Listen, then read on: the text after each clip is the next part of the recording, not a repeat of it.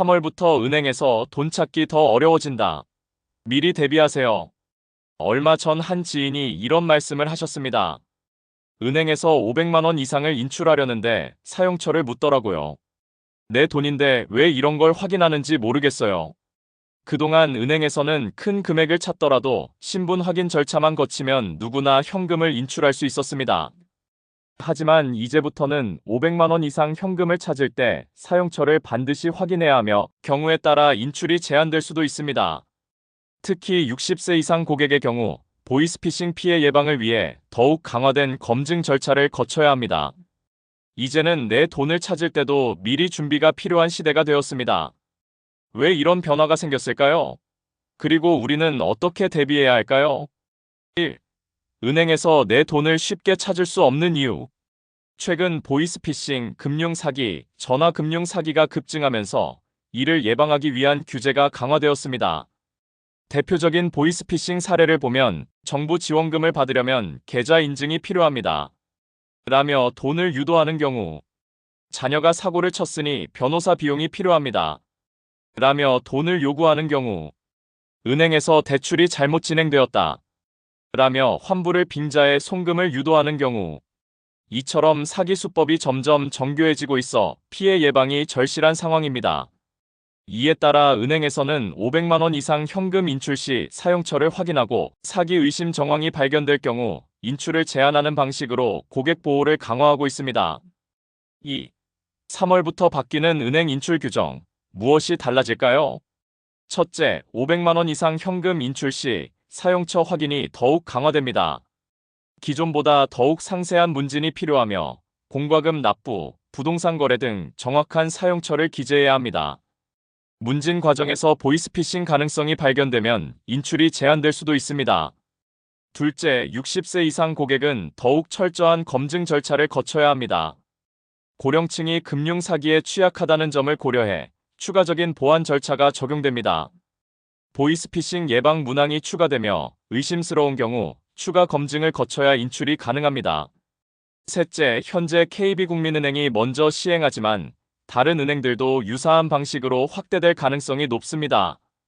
따라서 앞으로 다른 은행에서도 비슷한 절차가 적용될 수 있으니 미리 대비하시는 것이 좋습니다.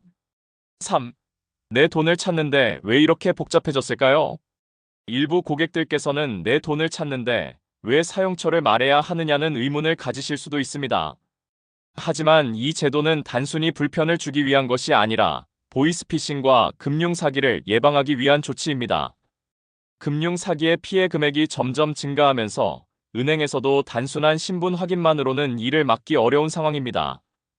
따라서 사기 피해를 예방하기 위한 선제적인 조치, 고객의 자산 보호, 고령층을 중심으로 한 금융 피해 예방, 이러한 이유로 새로운 규제가 시행되는 것입니다.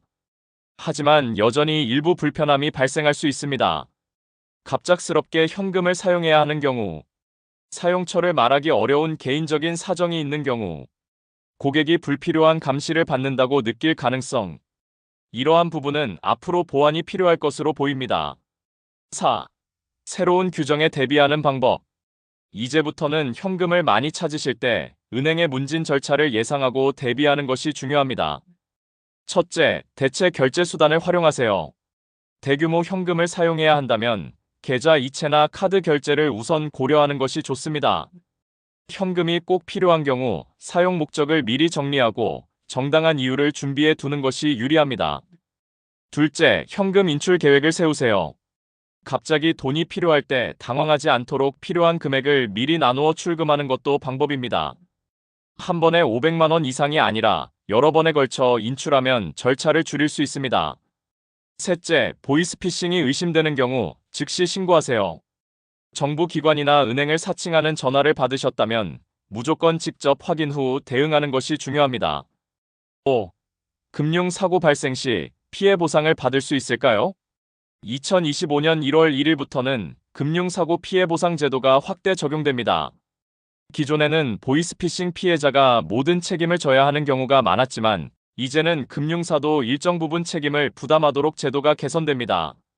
본인 모르게 개인정보가 유출되어 비대면 금융사고가 발생한 경우 금융사의 피해 배상 신청이 가능해집니다. 이제는 은행도 고객의 자산 보호를 위해 보다 적극적으로 대응하는 모습입니다. 3월부터 시행되는 500만 원 이상 인출 제한 규정은 보이스피싱과 금융 사기 피해를 줄이기 위한 조치입니다. 하지만 개인적인 불편함도 증가할 가능성이 있어 앞으로 금융 생활을 더욱 신중하게 관리해야 합니다. 500만 원 이상 현금 인출 시 사용처 확인 절차가 강화됩니다. 60세 이상 고객은 보이스피싱 예방 차원에서 더 까다로운 검증을 거쳐야 합니다. 은행 방문 전에 현금 인출 계획을 세우고 대체 결제 수단을 고려하시는 것이 좋습니다. 보이스피싱이 의심되는 경우 절대 응하지 말고 즉시 신고하세요. 2025년부터는 금융사고 피해 보상 제도가 강화되니 만약의 사태에 대비하는 것이 중요합니다. 이제는 내 돈을 찾을 때도 신중함이 필요한 시대가 되었습니다. 금융 변화에 대비해서 안전한 금융 생활을 유지하시길 바랍니다.